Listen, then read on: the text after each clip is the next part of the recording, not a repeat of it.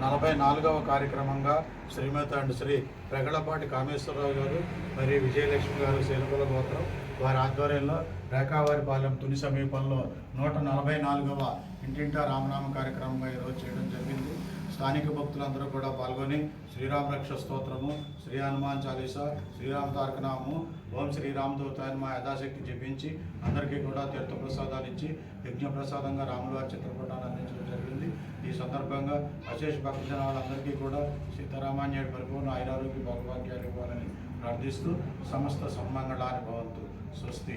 జై శ్రీరామ్, జై హనుమాన్, జై గురుదేవ. ఓం స్వస్తి. సర్వం సద్గురుదేవత.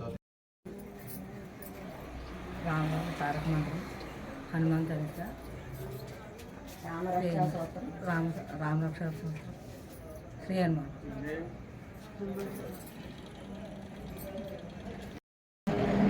బాగా అనిపించిందండి.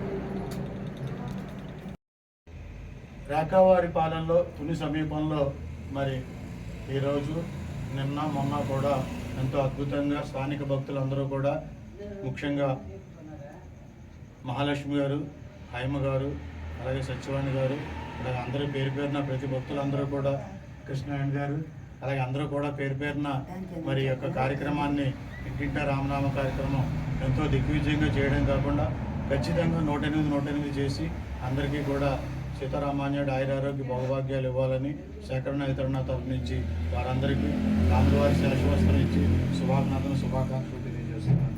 శుభాశీస్సులు.